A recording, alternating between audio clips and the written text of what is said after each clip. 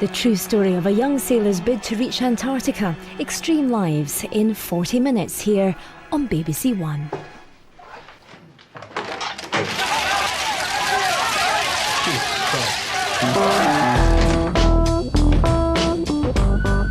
Los Angeles, June 1995, and an unknown prostitute is picked up by one of Britain's best-known actors.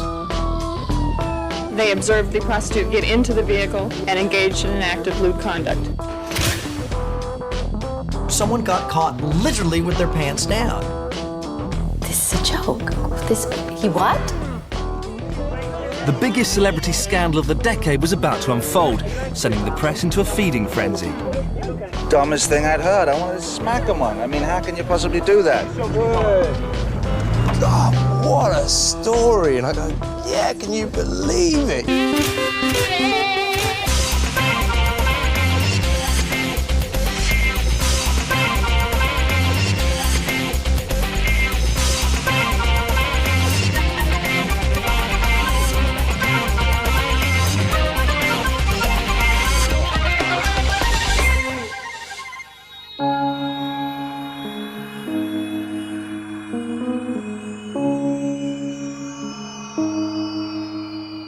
Well, for us, it was actually a pretty quiet morning. Nothing really was going on until we had the first phone call from a fellow journalist who said, "Have you heard the news? Hugh Grant's been arrested." And that was when it all kicked off.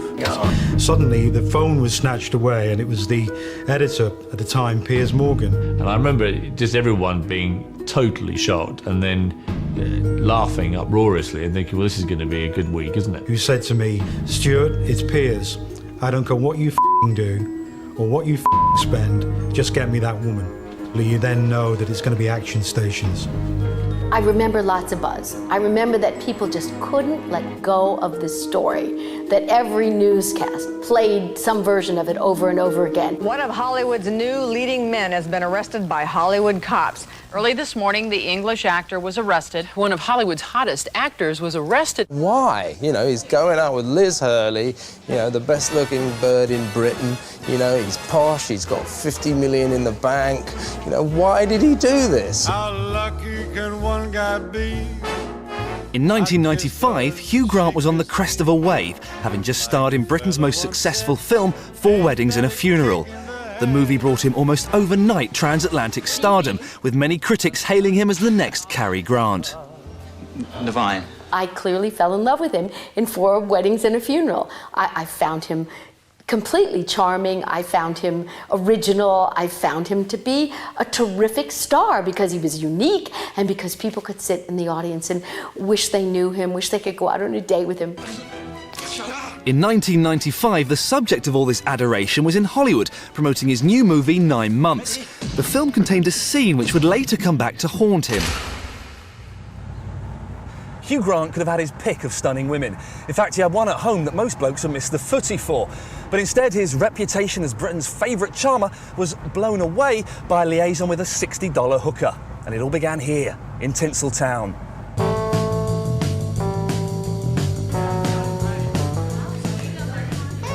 One of the last journalists to speak to him before his arrest was KTLA 5's showbiz correspondent Sam Rubin. Rising star. Yeah, I mean, of course, yes, everything in the garden is rosy at the moment. But at this time, things were really happening for Hugh Grant. He was certainly on the rise.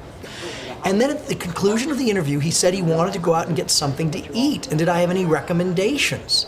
I said, well, you can go up on Sunset. There's this restaurant, Carney's, where you can get a hot dog and, certainly nobody will bother you, blah, blah, blah. And he seemed to really take that in.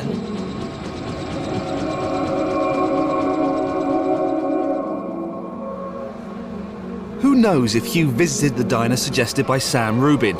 Either way, he didn't stay in the area. Instead, he headed away from the prosperous part of Hollywood to the seedier end of Sunset Boulevard.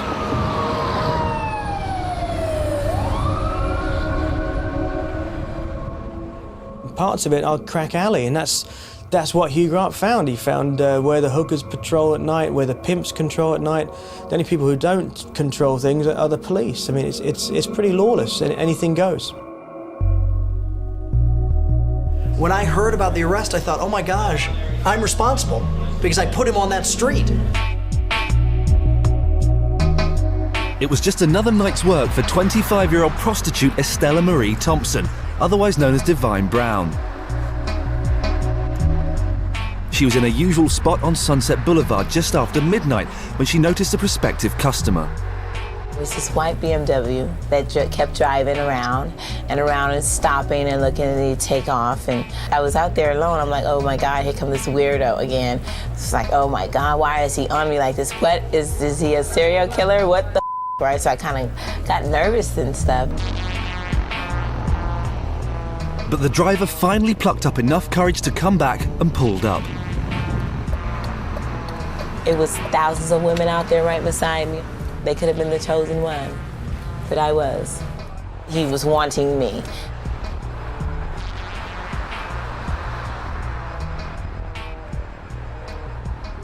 He stopped and said, "You have gorgeous lips." I said, "What are you you are a weirdo or something? What's wrong with you, the police, you know?" He was like, no, his accent, he was really trying to cover up his accent. He was like a troubled man or something that really wanted something desperately. He had on a baseball cap, and he was really trying to look like, a United States local guy. Despite posters of Hugh Grant plastered all over Hollywood, Divine Brown still didn't recognize him. I said, "You the police?" He said, "No, I'm not." I said, "Well, prove it. Pull out your private, right?" So he did. I'm like, oh my God. I was still confused and scared because I didn't know what I was dealing with. I had no idea. His accent, that's one of the reasons why I got into the car. Yeah, he was handsome in his accent. So what's up? So I get in the car with him and opened up his wallet, and I was like, "This is all the money you got?" He was like, no, I can go get more money. And I'll get you more money when we leave. Just come on, I'm like, "Well, we can go to the room. We can relax." I was like, "Well, you can't go to my room because you don't have enough money." Hugh Grant's refusal to pay the extra $40 to go to a hotel room would prove to be the worst financial decision of his life. Negotiations over, they drove to a secluded street around the corner. Both were unaware of the unmarked cop car that followed. LA's Vice Squad say Hugh's fancy BMW convertible stood out on sleazy Sunset, so they decided to check it out. You want me to just go around the block? I heard the music that he was listening to, and he was grooving. I'm like, well, this guy is kind of romantic. Within half an hour of their first meeting, Hugh Grant and Divine Brown pulled up on Hawthorne Avenue, still observed by the police. I tell you, he's a very gorgeous man. He's very, very handsome, that he is. He was like, "You're so beautiful, you're my fantasy, oh my God. I always wanted to be with a black woman," and he was really focusing on my lips. So he was ready, he was hot. It was like, what's the word I'm looking for? Lusting. As I was taking care of my business with him and making him feel like a man, he was punching on the brakes. And he would just kick back in Zoom land like, no worries in the world. We both was having, doing what we were supposed to do. The Vice cops recognised the telltale signs that sex was taking place in the car and moved in to make an arrest. What's so strange about this? The cops were like standing there. This one cop was standing there. He flashed the light down, and I saw a light, on his leg. So I looked up, and it's like I had one hand, caressing him, and I look up, and I'm like, oh shit. Get out of the car. But he had finished what he had to do. You know what I'm saying? So, when they took him out of the car, that's when I saw the little puppy come out in him. It was just after 1 o'clock as LAPD Vice Officer Ernie Caldera made the biggest arrest of his career. Hugh Grant and Divine Brown were handcuffed, then driven the short distance to West Hollywood Police Station. Divine Brown was still unaware of the actor's identity.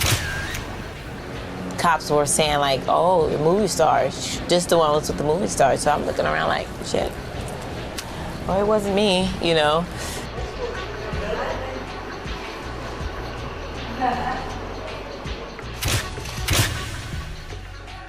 At the police station, Hugh was photographed for the image that would haunt his career.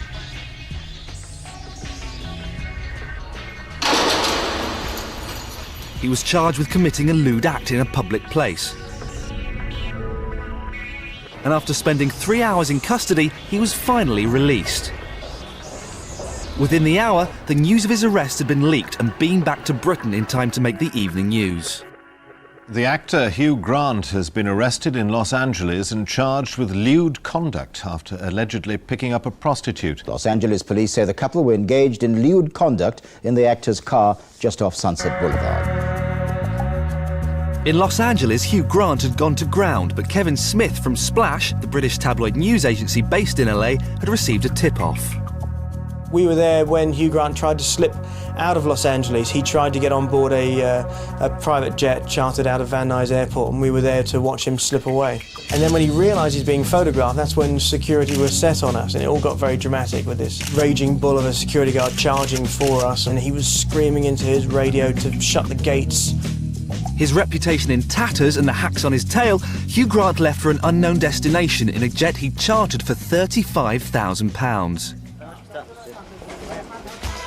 By day 2, the story of Hugh Grant's arrest was making headline news in almost every paper in Britain. Well, the first photograph, which enabled people to have a front-page photo immediately, was the still from the movie 9 Months. And that actually ran in the first edition of several of the papers. Later on that day, we were able to obtain the mugshots of Hugh Grant from the LAPD and transmitted those to London. It had everything. It had beauty, it had glamour, it had sex, all the ingredients that make a fantastic front page. And it wasn't just the tabloids that revelled in the story.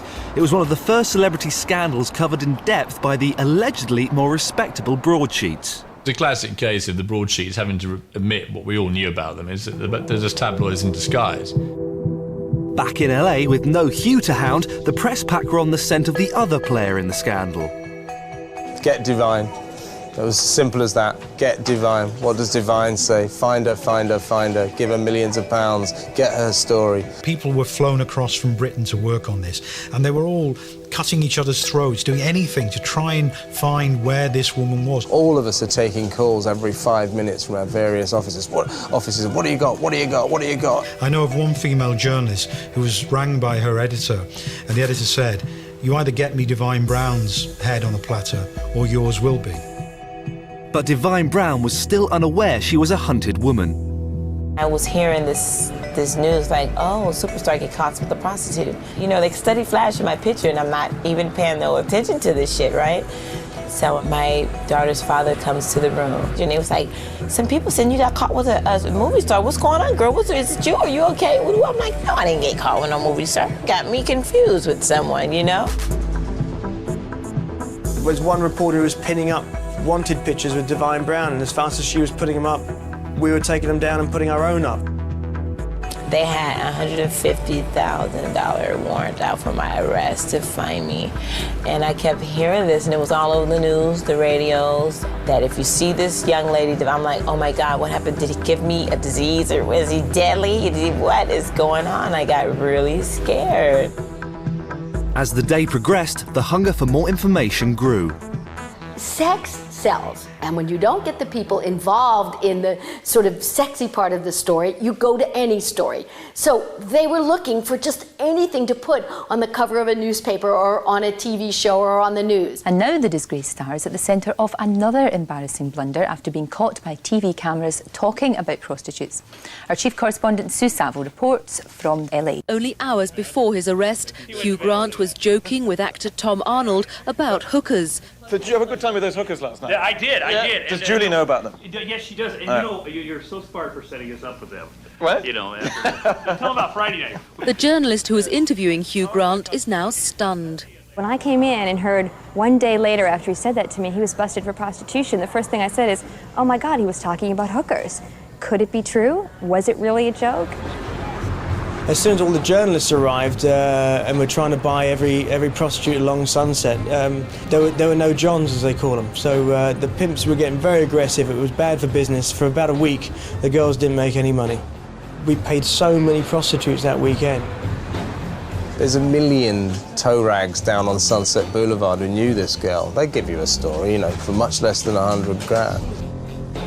I had $10,000 stuffed down my underpants, and we were even on LA TV waving the $10,000. We've spoken to every prostitute in Los Angeles, and we've been carrying around a wad full of cash, making it known that, you know, this is available for her should she come forward to talk.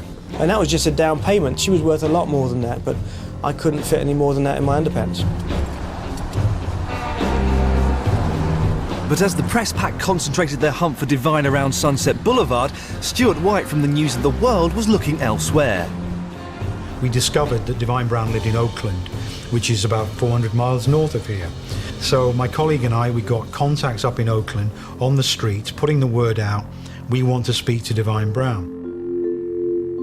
Before the day was out, contact was finally made with the most wanted woman in America.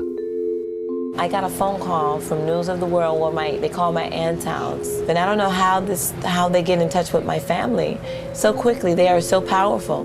To win her over, Stuart White used one of the oldest Fleet Street tricks in the book. Trust me, I'm the good guy. The primary important thing here was to explain to this woman that she was the subject of a hot media pursuit.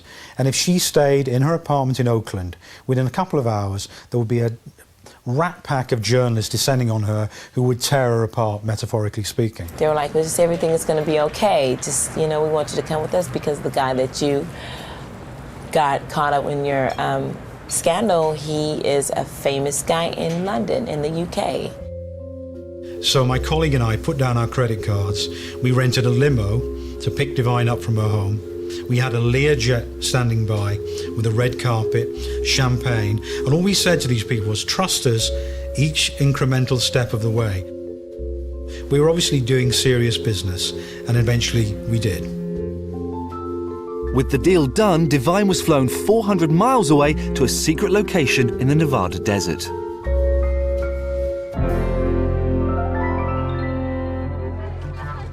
With Divine and Hugh in hiding, the press in London turned their attention to Hugh's glamorous girlfriend, Liz Hurley. She went ahead with a photo shoot for a makeup company, despite the media scrum waiting outside.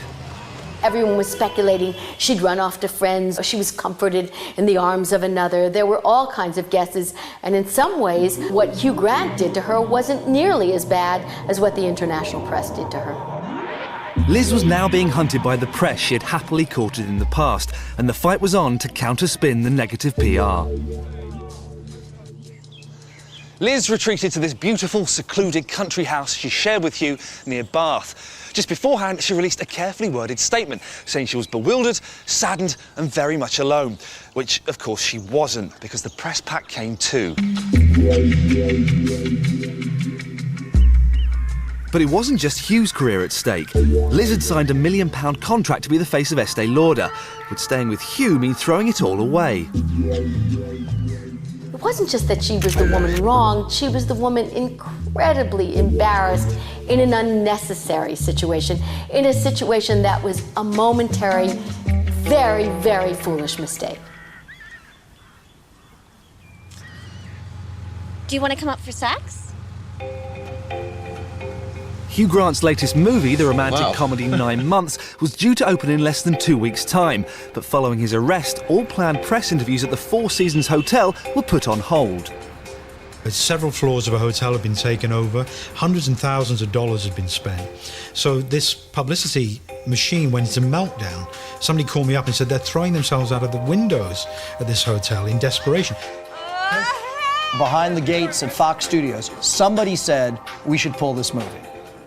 Somebody else said this is the best thing that could happen for this movie.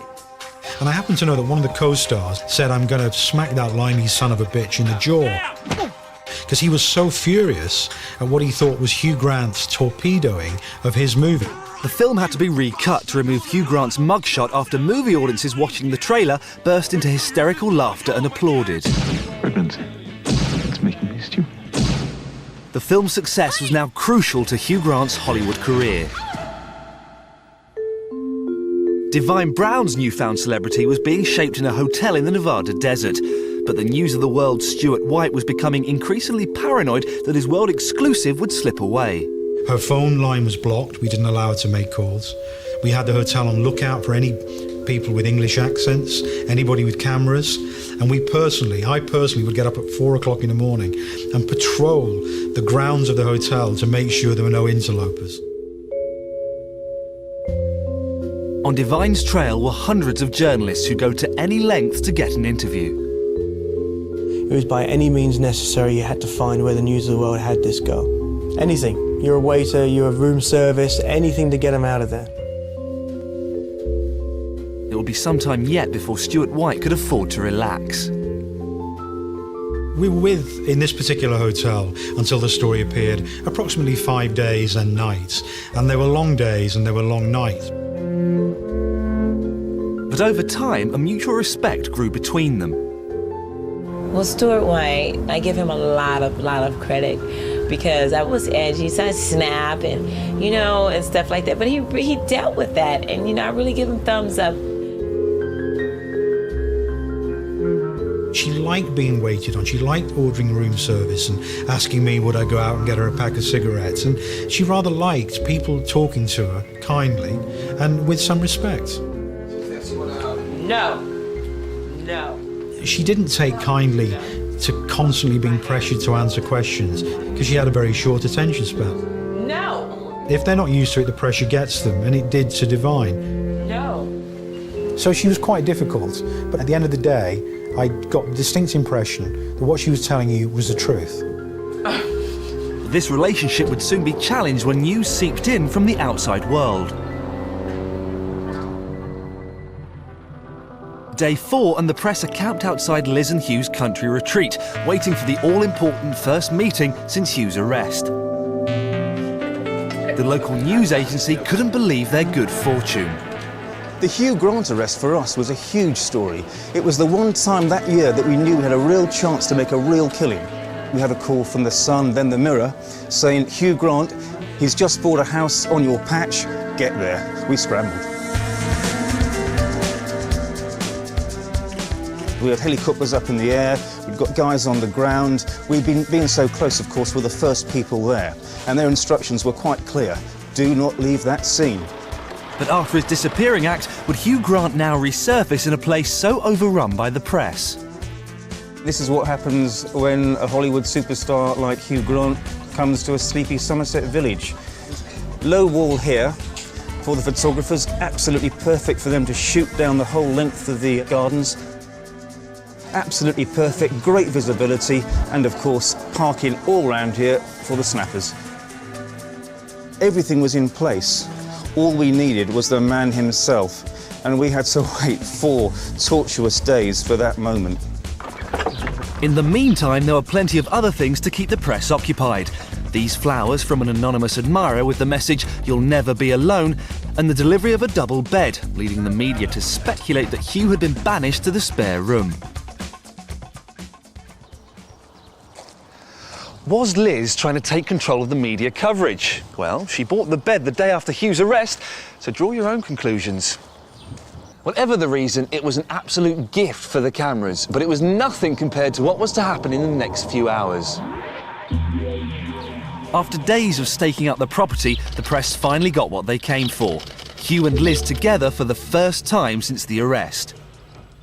Sooner or later, you ain't going to get away from us. So you may as well face up to it, hands up, and take it on the chin, which is what they did. At 12:30, Liz and Hugh were seen taking their lunch out to the garden. It was to be one of the most widely reported meals in history, with pictures appearing in papers and magazines in more than 30 countries. It was, of course, the most amazing piece of standing by your man since Tammy Wynette. I thought she was rather managing it to embarrass Hugh as much as possible. We're going to eat lunch, and they're going to take pictures of us, and I'm moving a mattress in and that they can take pictures of, and you're going to sit there and you're going to put up with it, which is what he did. Of course, we had this fantastic picture here, which really sums up the whole story. Look at the body language there between those two. One thing they couldn't hide were the deep emotions they were feeling. It's supposed to be lunch, and all they're doing is smoking and trying to avoid each other's eyes. The very best picture came a few days afterwards when Liz Hurley was trying to hide from the press. Liz Hurley, the owner of the most famous face in the world, a quite unforgettable body, wearing what looks like the top of a mop. Absolutely. Oh, what a prize. What a prize. The press had got their photos and were left to speculate whether Hugh would be spending the night on his own in that new double bed. Back in Nevada, with only 2 days to go before the publication of the News of the World's interview with Divine, Stuart White had hit a problem. We had one major crisis with Divine when I actually thought we just may lose her. I think on the Wednesday of that week, her uncle came to me and said he'd just heard that Divine's cousin had been shot dead by her boyfriend. And I said to him, please, please do not tell her. Who? But unbeknown to Stuart White, Divine had made a phone call and had learnt about her cousin's death. She came storming out of the bedroom and almost pinned me to the wall and called me all the names she could. She'd, "You son of a bitch, you knew about my cousin, how could you do this?" Because my nerves was really bad at the time. I was really going through something, you know, a shock in my life, but I think I could have handled it. I said, if you blow this deal now, if you wreck this deal now, you'll regret this for the rest of your life. And when you go back to Oakland, your life will be made a misery. There's 100 journalists up there, and you've never seen the British press in action. They will tear you apart. Divine was still intent on leaving, but after arguing for more than 2 hours, Stuart White managed to talk her around. And eventually, Divine was persuaded and she didn't go back. So that seemed to me like the longest week of my life.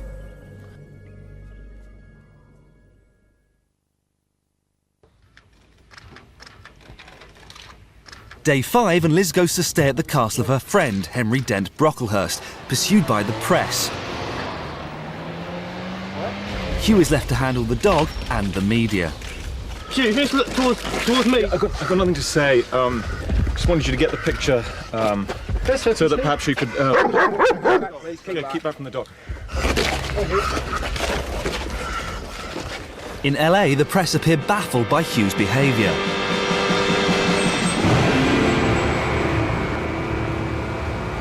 Hollywood has a strange morality where prostitution is concerned. A movie star's indiscretions are tolerated as long as they're kept private. Any kind of, pleasure or vice can be arranged. I mean, if you're a well-to-do Hollywood star, you can have beautiful women brought to your hotel suite, quietly and discreetly. People do that a lot. The press was also baffled by Hugh's choice in prostitutes. Hollywood movie stars certainly patronize prostitutes, rarely of the caliber of Divine Brown. It's generally prettier people, more expensive people in nicer surroundings. Any major movie star can have a seriously good-looking, high-class hooker, and we're talking, £2,000 a session kind of thing. To say that he could have had some seriously good bed action within half an hour is absolutely accurate. No one would have known.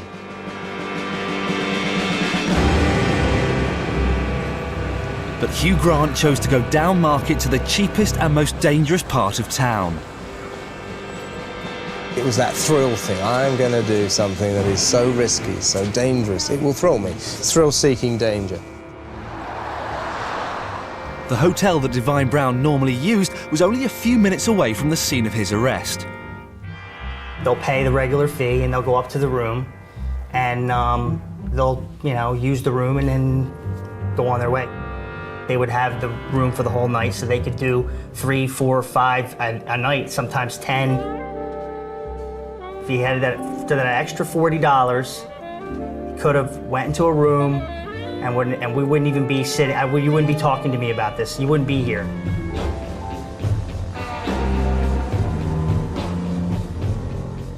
Although prostitution is not legal in Los Angeles, the police rarely prosecute consenting adults in a private place.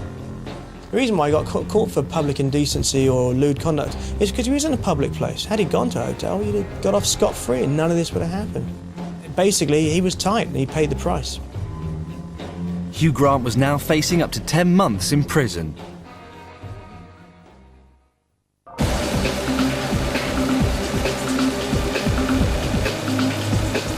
In anticipation of increased sales from their exclusive, the News of the World printed hundreds of thousands of extra copies, confident that their investment in Divine would pay off.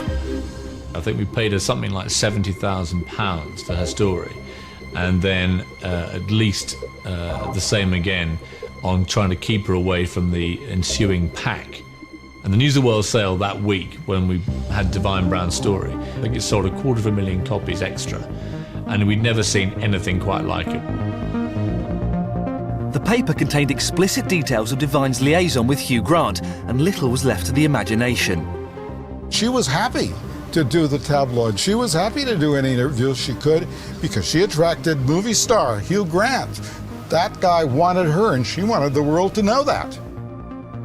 Hugh Grant hated every single word that appeared, never forgave me or the paper or anything else.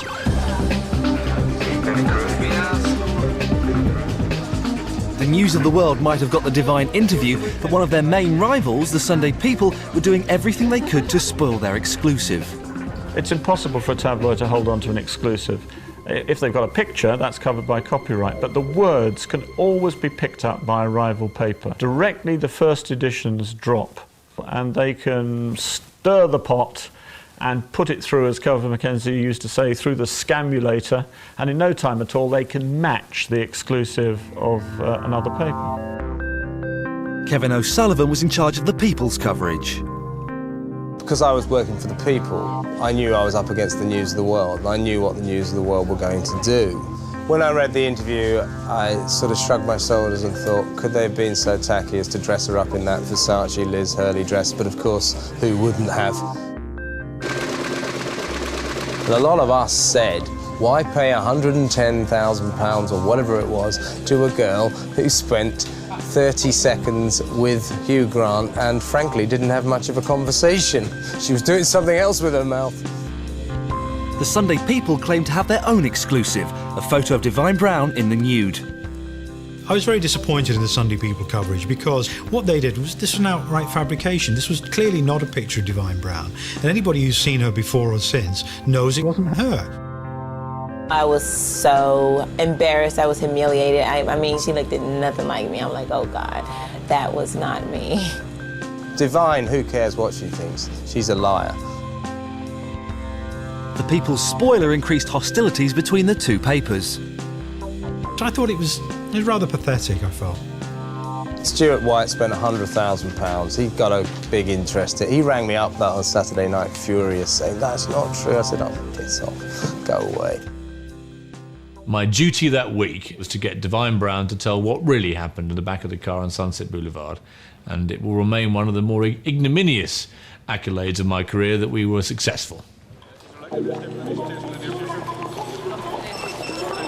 Monday morning, and it's back to work for Liz as she flies to Paris, accompanied as always by the press pack. Hugh heads back to America to take the first steps in restoring his image. Despite the embarrassment of his arrest, he agreed to fulfill contracts to appear on just about every high-profile American chat show, most memorably The Tonight Show with Jay Leno. Hugh Grant's appearance on The Tonight Show probably goes down in the annals of public relations history as one of the very smartest and savviest things a star has ever done. Please welcome, ladies and gentlemen, Hugh Grant. He effectively diffused the whole thing.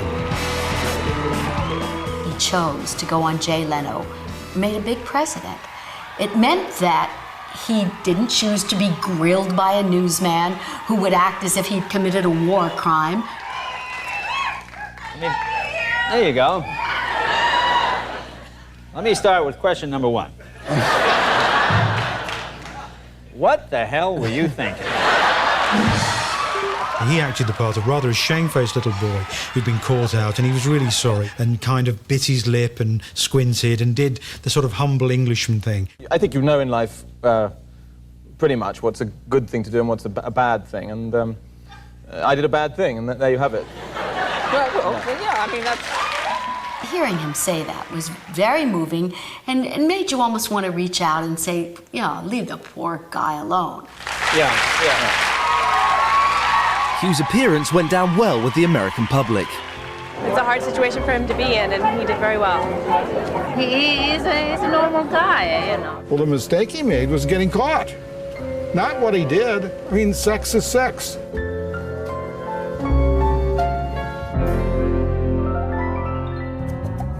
Seven days after Hugh Grant's arrest, the story finally slipped off the front pages to be replaced by the Conservative Party leadership election. Boosted by the publicity from his arrest, 9 months took a phenomenal $12 million in its first week. The only color in Hollywood is green. He has made money for studios. As long as he does that, he'll be fine. On the same day as the film's premiere, Hugh was fined $1,180 and given 2 years probation. Divine Brown, however, wasn't quite so fortunate. She was fined $1,350 and was put in jail for 180 days.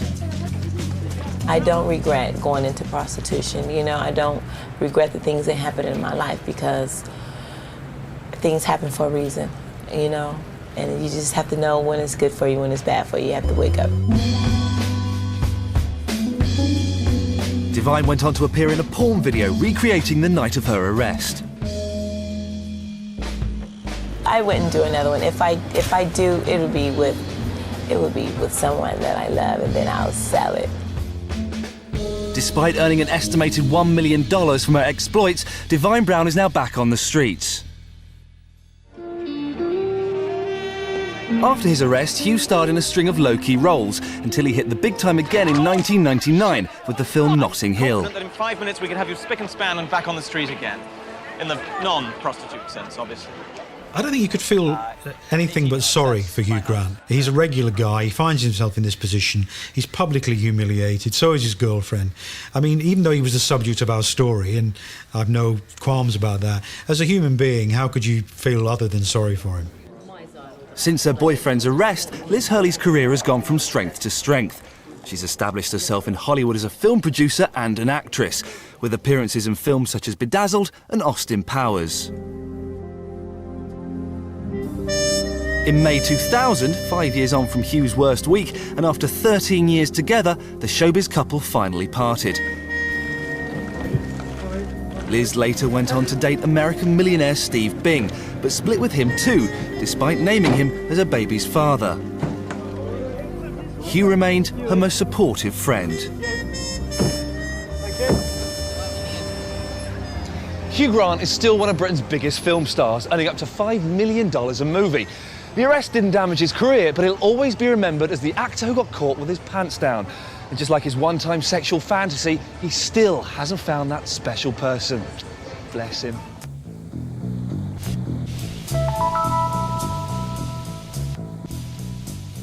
I'm sure my Prince Charming is out there in that big world, you know. It's gonna come again. Another Hugh.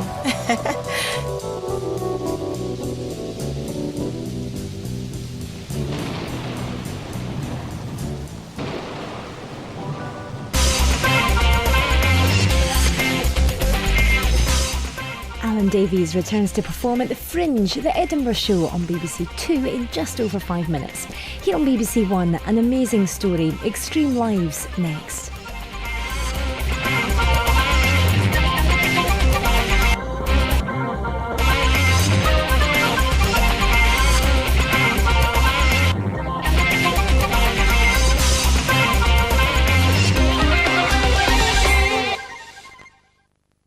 Come on, boys. Come on, lads.